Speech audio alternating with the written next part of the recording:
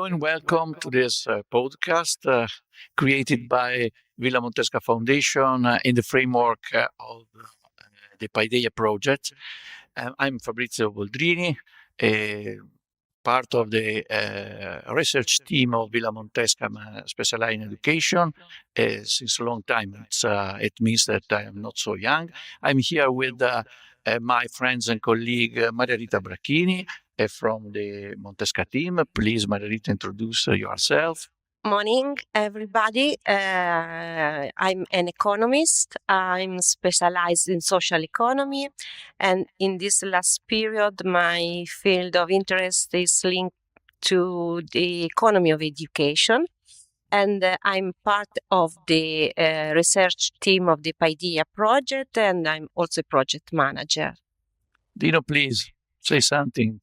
Okay, I'm Giuseppe Dino Baldi. Good morning. I'm part of the Montesca team. I'm a researcher. I'm an expert of media education, and I worked a lot of years in the publishing sector here in Italy. Okay, thank you. We are here for discussing about this publication that was created always in the framework of a PAIDEIA project. And I think, Dino, you can introduce a bit our topic today. Yeah, the report we are going to present in this podcast is part of the preparatory work for the creation of a framework and curriculum for teachers envisaged by the PAIDEIA project. It's all about one big question. Can student-centered education and artificial intelligence really work together? We took a close look at classic pedagogical approaches and asked if and why they still have something to say in today's schools. The report starts with something a bit unusual, a fictional dialogue with an AI system. It's a way of setting the scene with a real question. Teachers are starting to face in today's classrooms. What does it mean to share the classroom with an artificial intelligence? From there, the first part introduces the key educational theories we have built on, Montessori, Dewey, Freire, Bruner, and so on, and shows how their ideas can still guide us today. In the second part, we look at how AI affects critical thinking, student autonomy, and the teacher's role. We also explore how it might reshape the learning environment, the risk of bias and the over-reliance, and the ethical questions that come with intelligent systems in schools. Finally, the third part brings in real voices from across Europe. Through focus groups with educators and experts, we collected a range of insight, concern, and expectations. Okay, thank you, Dino. Concerning the first part of the report, we have tried to ask to the artificial intelligence what he thinks about the artificial intelligence in education.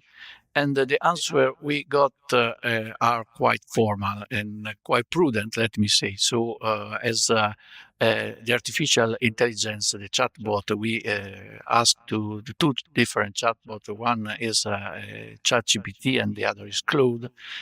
Is not really convinced about the future, but I have to point out a thing that is relevant for our publication is that when we spoke about we spoke about artificial intelligence in education, this term also is quite general.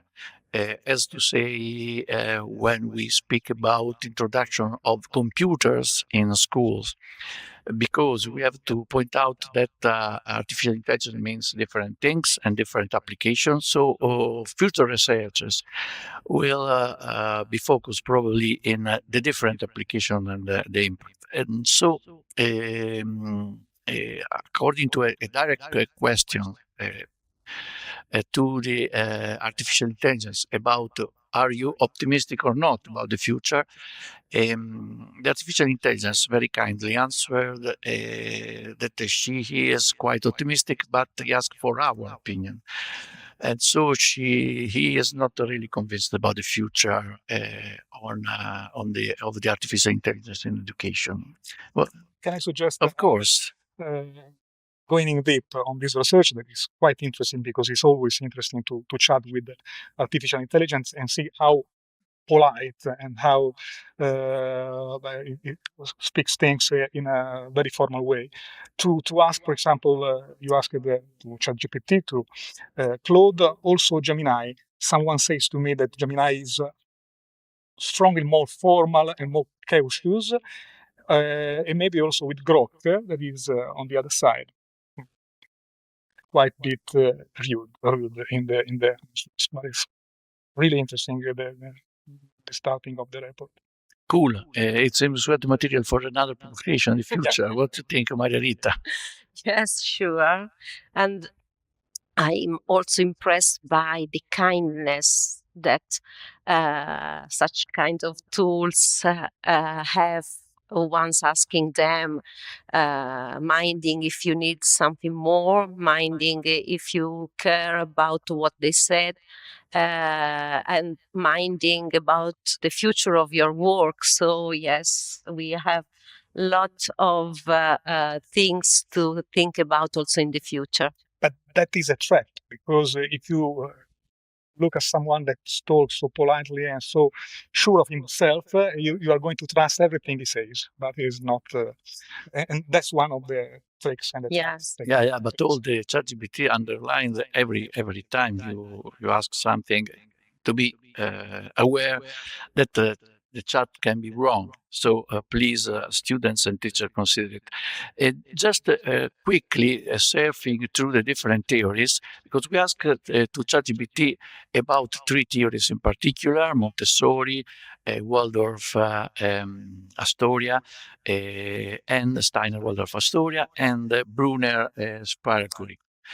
And if you look at the answer, of course, I think we didn't receive anything very specific about how the impact, and in general, of course, methods like the Maria Montessori ones, the Steiner ones, related partially, especially in the first part of the early education on tactile and sensitive approach can be retaught in order to see the impact of artificial intelligence in the procedure. So my opinion, and what we would like to express in our paper, is that in the first phase of these theories and the related practices, never will change indeed. Yes, and as you said, despite what AI thinks about itself, AI is an evolutionary journey, and mainly and also in education is a transformative journey that has to be taken into full account, because AI is already in students' lives, but not yet in school strategies, and that's why we analyzed the main pedagogical strategies just to see whether AI can interfere, can support, can be an ally of different methodological approach. And this is the part of the report I would like just to mention in terms of two examples.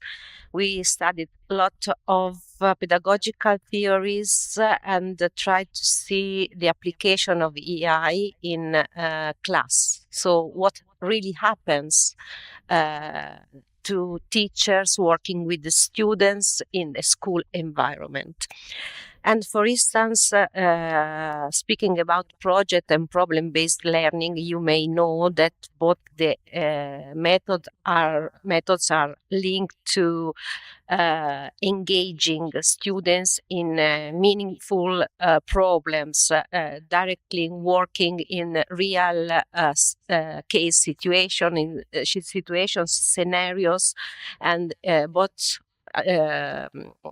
problem and project-based learning are interdisciplinary and are based on real-life simulation. Of course, in this framework, AI can have an impact.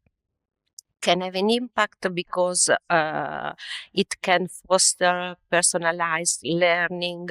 It can give instant, real-time feedbacks.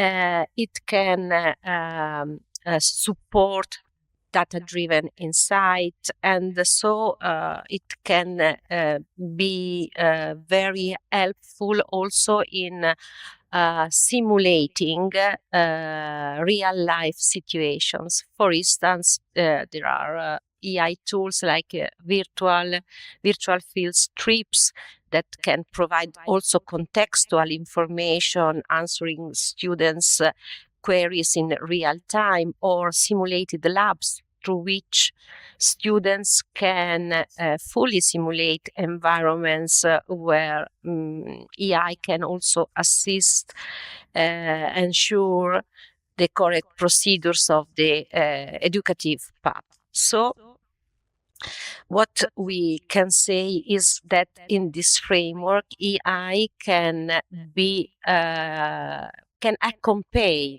the teacher's role, being teachers facilitators, supported by EI as a tool that can enrich the way of teaching.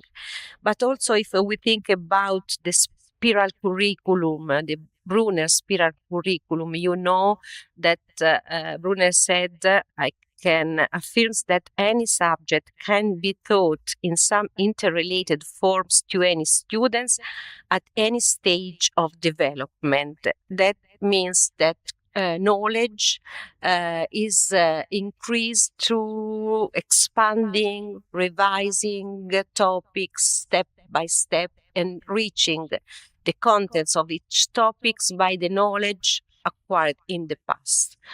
At this regard, EI can enhance students' outcomes through interactive tools and resources that can support and engage students in hands-on exploration.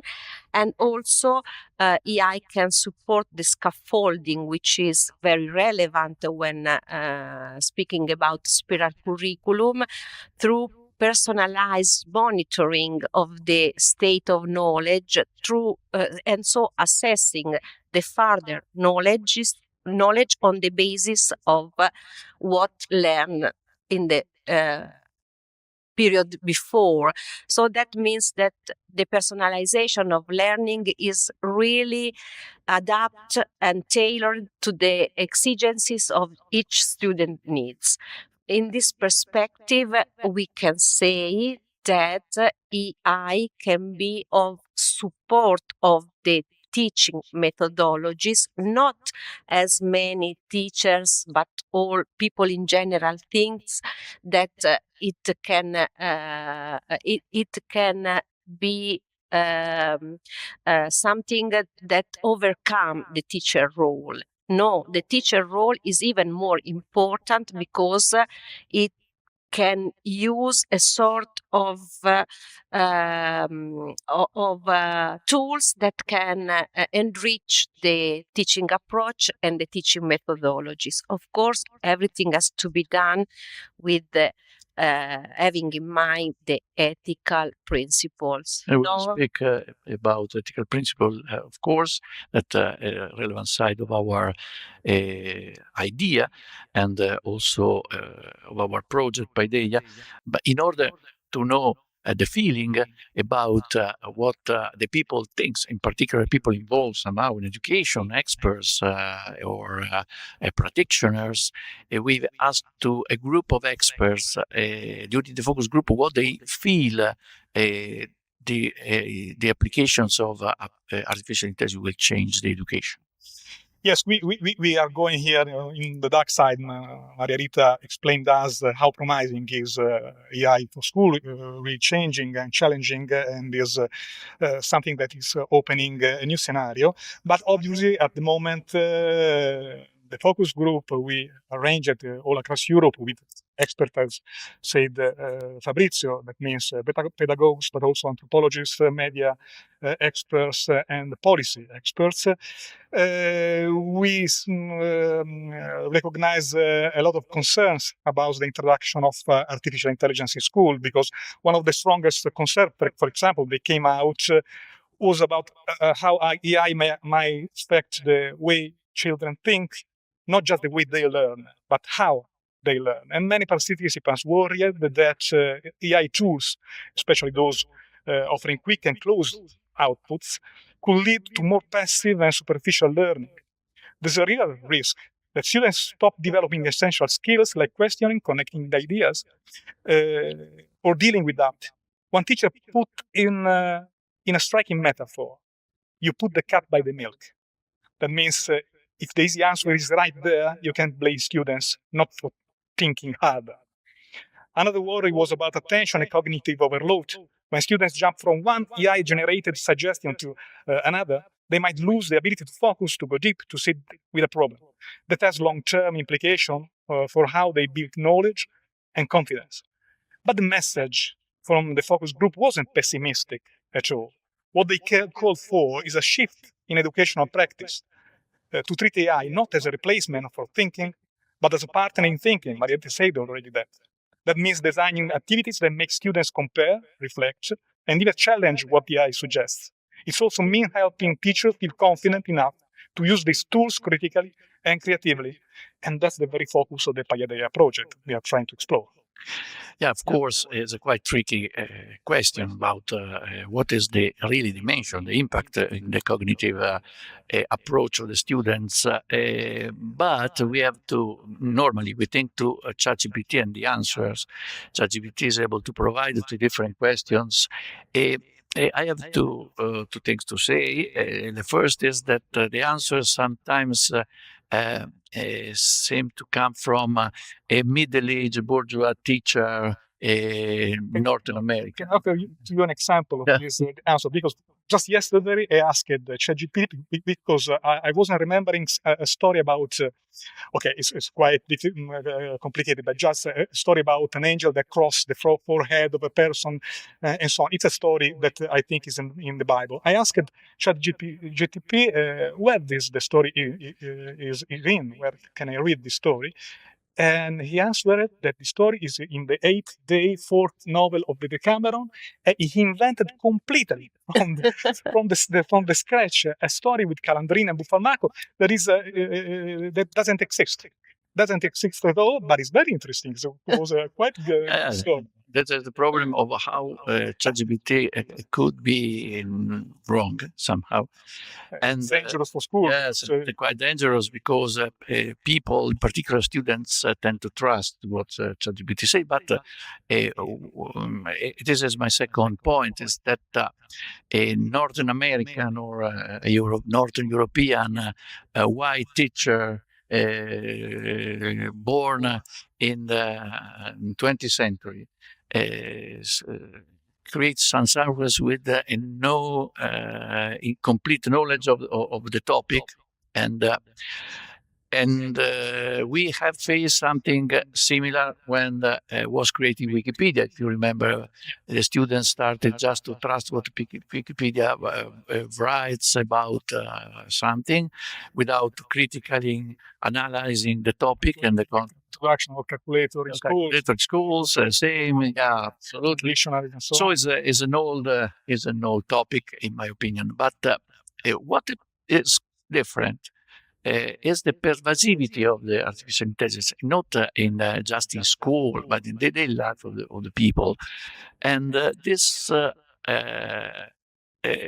creates some ethical question, Marita. Yes, we have to consider. There are many ethical questions that, as you both mentioned, because of course, starting from what you said, the validity and trust that we have on AI tools such as ChatGPT, of course, we risk a lot of bias, a lot of mistakes. Because when speaking about the methodological and pedagogical approaches and saying that teachers have and still have a very important role, I must say even more, because of course critical thinking, lateral reading, it's very important to analyze the bibliography that the AI tools display. And other than this, there are, of course, problems linked to transparency of information, but also the risk of discrimination linked also to the accessibility, but not only to the accessibility. And also the responsible use of artificial intelligence tools have has to be linked to the knowledge of the tools themselves by teachers, by students. We spoke about the fact that the AI tools can support teaching and students, of course, but we need a mindset shift, meaning also pay more attention to what we are seeking for. The prompts are very important, and also taking care of the evolution of such kind of tools in relation to the way of using them for education. So what to say that we have just started the process, but we have to be on track. And when we say we, namely, I'm thinking about teachers, students, the whole school system, but speaking also of ethics, also the public authorities and the governments. Not Fabri? Yeah, of course. So a very important issues related to fake news, to ethicality of the content and the ethical side of the learning. I think just to we are going through the end of this podcast, and this podcast is recorded not in a place like another. We are in the garden of Villa Montesca. And in this place, Maria Montessori experimented for the first time in schools her method, and for the first time published her pedagogy, scientific pedagogy. And so we would like to spend a few words asking ChatGPT what, in its opinion, Maria Montessori would have thought about the applications of artificial intelligence in education. And we had two feedbacks, one from Claude and one from ChatGPT. I try to summarize. Claude affirms that Maria Montessori would have been deeply concerned about AI replacing human connection and observation, particularly in learning. So what Claude expressed is a concern about application, but also curiosity for the new tools. This is right, I think, because Maria Montessori was always curious about the new technologies that at her times were not so relevant, but she tried to apply, for instance, the first version of the projectors in Scal in class that she knew in London. And just if you were to say that Maria Montessori was a doctor, but the doctor of the times of Maria Montessori applied a sort of intuitive medicine because they didn't have at their disposal a possibility to use machines for the diagnosis. And so it was probably true that she would have been curious about what will be the application of the AI in education. ChatGPT is as a different approach. In summary, say that Maria Montessori will likely endorse the thoughtful integration of AI in education, and clearly affirm that for the possibility to enhance individual learning and self-paced exploration. I don't know. Probably we cannot ask directly to Maria Montessori, but Not yet.